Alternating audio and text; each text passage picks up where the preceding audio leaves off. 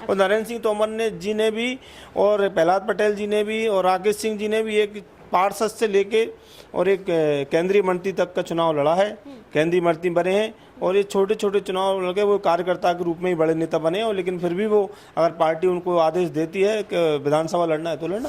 अन्य समाज में भी लगातार काम करता हूँ, जहाँ 11 प्रतिबंधित तहसील ऐसे मेरा पारिवारिक एक घर में एक परिवार में मेरे संबंध हैं। यहाँ से मैं लगातार मैं पार्टी अगर मुझे टिकट देती है तो मैं 20-25 हज़ार से ऊपर जीत के ही आऊँगा। जनता के बीच में जाना चाहिए, जनता के बीच में काम करना चाहिए। मुख्यमंत्री जी बराबर, प्रधानमंत्री जी लगातार काम कर रहे हैं, मुख्यमंत्री जी काम कर रहे हैं, लेकिन जनप्रतिनिधियों का भी अधिकार है कि जनता के बीच में जाकर जनता की समस्याएं सुनें। अपने आप को प्रधानमंत्री जी भी हमारे कार्यकर्ता ही मानते हैं, वो पूरे देश के लिए काम करते हैं। मुख्यमंत्री जी भी कार्यकर्ता के रूप में काम करते हैं, प्रदेश के अध्यक्ष माननीय BD शर्मा जी भी कार्यकर्ता के रूप में काम करते हैं। और जो उनका राष्ट्रीय लीडर राहुल गांधी हमेशा अपने देश की बुराई करता है विदेशों में जाकर, तो वो तो चाहते ही नहीं है कि भारत में उनका मन ही नहीं लगता है। वो तो विदेशी लोग हैं, विदेशों में मन ही लगता है हमेशा।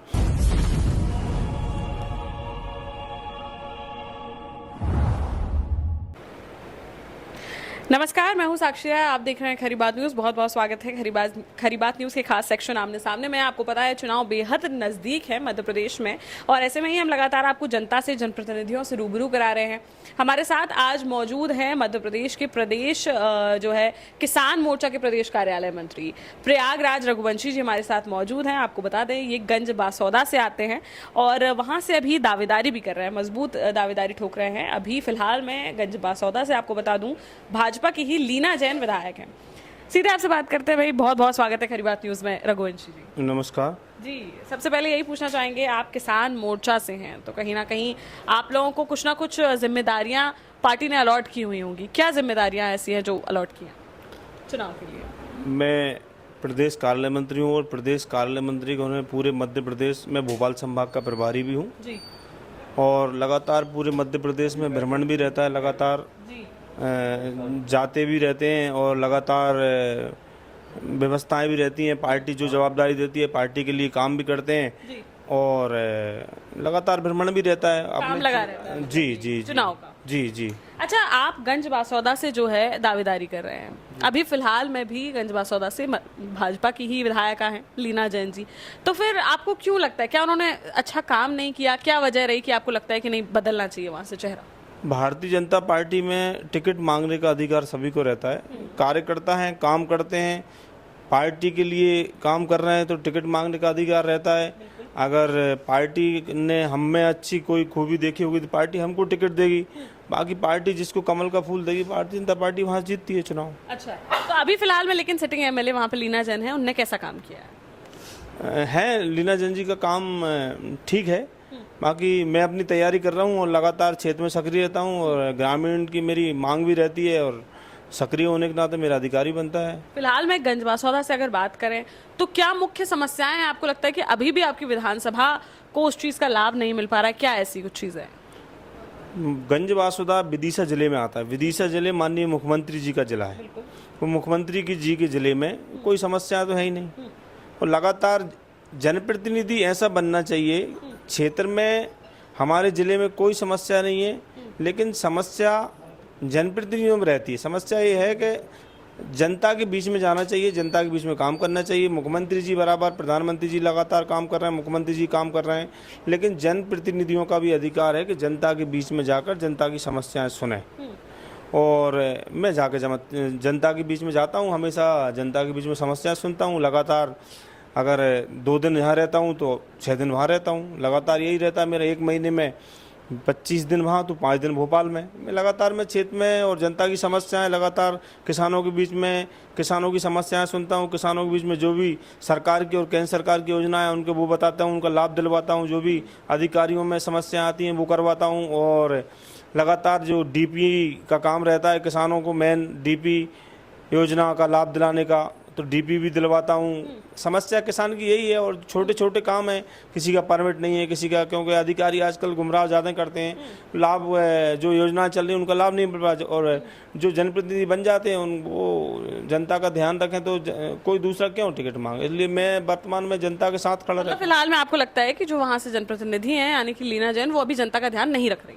नहीं नहीं, मैं ऐसा नहीं कह रहा, कोई ध्यान नहीं रख रहा, लेकिन मैं जनता के बीच में जाकर नहीं, वो बात हम समझ रहे हैं, लेकिन देखिए कोई तो बात होगी कि जनता जो चाह रही है, जनता चाह रही है, आपको लगता है कि जनता चाह रही है कि चेहरे का बदलाव होना चाहिए? जी, जनता तो मेरे को चाह रही है, जनता की मांग है, और मैं यही चाहता हूँ कि पार्टी अगर मुझे विश्वास दिलाती है तो मुझे टिकट देती है तो मैं वहाँ से जीत के एक लंबी लीड से जीत के आऊँगा बाबू। अभी फिलहाल में जो चुनाव हुए थे उसमें कितनी लीड से लीना जैन जीती थी? करीब 10,000 वोटों से जीती थी। आपको लगता है कि आप उनसे ज्यादा अंतर से चुनाव जीत सकते हैं? मेरा एक सामाजिक वोट बैंक भी काफ़ी बड़ा है रघुवंश समाज का, और मेरा किसानों का भी बड़ा वोट बैंक है, और दूसरा मैं लगातार अन्य समाज में भी लगातार काम करता हूँ, जहाँ 11 तहसील ऐसे मेरा पारिवारिक एक एक घर में एक एक परिवार में मेरे संबंध हैं। ऐसे में लगातार मैं पार्टी अगर मुझे टिकट देती है तो मैं 20-25 हज़ार से ऊपर जीत के ही आऊँगा। जीत जाएंगे जी। अच्छा, अगर बात करें पूरे मध्य प्रदेश की, क्या लगता है आपको, क्या स्थिति बन रही है? इस बार वापस से बीजेपी की सरकार बनेगी? मध्य प्रदेश में तो इसमें कोई शक ही नहीं, 150 सीटों से ऊपर भारतीय जनता पार्टी की सरकार बन रही है, और जो हमारे 79 सीटें घोषित हो गई हैं उनमें से कम हम लोग लगातार ऐसे लोगों को टिकट दिया है जो ज़मीन स्तर पर काम करते हैं, और कल की सूची सबको देख ही ली है कि हमको भारतीय जनता पार्टी की सरकार बनाना ही बनाना है। कल की सूची जो घोषित हुई, यानी कि दूसरी सूची जो घोषित हुई, उससे कहीं ना कहीं ऐसा लग रहा है, कांग्रेसी भी ऐसा बोल रहे हैं कि भाई बड़े बड़े नेताओं को, केंद्रीय मंत्रियों को, सांसदों को जो है विधानसभा का चुनाव लड़ने बीजेपी उतार रही है, तो कहीं ना कहीं बहुत सहम गई है बीजेपी, डर गई अपनी हार से। भारतीय जनता पार्टी में कभी कोई बड़ा नेता नहीं है, सब एक भारतीय जनता पार्टी के कार्यकर्ता हैं। अपने आप को प्रधानमंत्री जी भी हमारे कार्यकर्ता ही मानते हैं, वो पूरे देश के लिए काम करते हैं। मुख्यमंत्री जी भी कार्यकर्ता के रूप में काम करते हैं, प्रदेश के अध्यक्ष माननीय बीडी शर्मा जी भी कार्यकर्ता के रूप में काम करते हैं। तो उन कार्यकर्ताओं की क्या वैल्यू हुई जो जमीनी स्तर पर, जो इतने समय से विधानसभा के लिए दावेदारी कर रहे थे, जो वहां से टिकट मांग रहे थे, उनका क्या हुआ? जब बड़े बड़े नेताओं को ही टिकट देना है तो कार्यकर्ता की वैल्यू क्या है फिर? भारतीय जनता पार्टी सर्वे के हिसाब से टिकट देती है। सर्वे में मतलब आपका कोई कार्यकर्ता इतना एलिजिबल नहीं था कि उसको टिकट मिले, आपको केंद्रीय मंत्री को ही टिकट देना था? नहीं, कई कार्यकर्ताओं को सर्वे में जो नाम आए उनको कार्यकर्ताओं को ही टिकट दिया है। आप कहीं कहीं देख, किसी को पता ही नहीं था, किसी को तो किसने फोन लगाया कि मुझे टिकट मिल गया। ऐसा है, कल भी हुआ है, किसी कार्यकर्ताओं को पता नहीं था कि मुझे टिकट मिल गया है। अच्छा। और सूची देखने के बाद पता पड़ा कि सर्वे में उसका नाम था, उसे टिकट मिला है। भारतीय जनता पार्टी में कार्यकर्ताओं की इमेज है, और आगे भी भारतीय जनता पार्टी कार्यकर्ताओं को टिकट देती है। और नरेंद्र सिंह तोमर जी ने भी, और प्रहलाद पटेल जी ने भी, और राकेश सिंह जी ने भी एक पार्षद से लेके और एक केंद्रीय मंत्री तक का चुनाव लड़ा है, केंद्रीय मंत्री बने हैं, और ये छोटे छोटे चुनाव लड़के वो कार्यकर्ता के रूप में ही बड़े नेता बने हैं। और लेकिन फिर भी वो, अगर पार्टी उनको आदेश देती है कि विधानसभा लड़ना है तो लड़ना। चलिए, अभी फिलहाल में आपको क्या लग रहा है, अब इस बार मध्य प्रदेश में क्या स्थिति बनेगी? अभी जो है कांग्रेस की सूची एक भी जारी नहीं हुई है, अब आपको लगता है कि आपकी सूची जारी होने के बाद वो जरा और ध्यान देंगे कि वो किनको अपने प्रत्याशी घोषित कर रहे हैं, इसका लाभ उन्हें मिल सकता है? कांग्रेस में कुछ नहीं है। कांग्रेस पार्टी के नेता, अगर हमारे मुख्यमंत्री जी लगातार मध्य प्रदेश में 3 जन आशीर्वाद यात्राओं में शामिल रहते हैं, अगर कमलनाथ जी एक भी जन आशीर्वाद यात्रा में 2 घंटे किसी रथ पे खड़े हो जाएं, जन आक्रोश रैली में, तो हम ये सब जानते हैं। अरे जिनको वल्लभ भवन, एसी, खुद के बंगले, जनता से मिलने की 15 महीने में फुर्सत नहीं मिली, वो जनता का क्या ध्यान रखेंगे?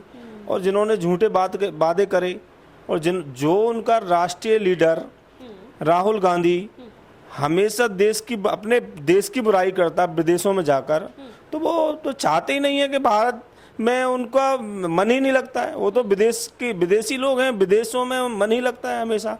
सोनिया गांधी हो तो पैसा कमाना है, उनका पैसा कमाना ही सिस्टम है। भारत को बेचें या मध्य प्रदेश को बेचें, पैसे कमाने के अलावा कोई सिस्टम नहीं है। कांग्रेस के कुछ नेता ऐसे हैं जो सिर्फ उनके दम पे ही राजनीति करते हैं और कांग्रेस का कैरियर खत्म होने वाला है। पूरी जनता जान चुकी है।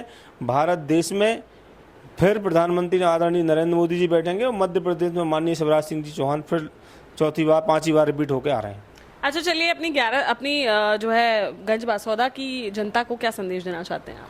गंजबासुदा की जनता, गंजबासुदा का मैं परिवार है मेरा, और गंजबासुदा में मेरा जन्म भले ही प्रयागराज में हुआ है, लेकिन मैं गंजबासुदा मेरी जन्मभूमि है, कर्म भूमि है, और मैं हमेशा ही अपने परिवार जैसा मेरा बासुदा है और परिवार जैसा क्षेत्र मानता हूँ।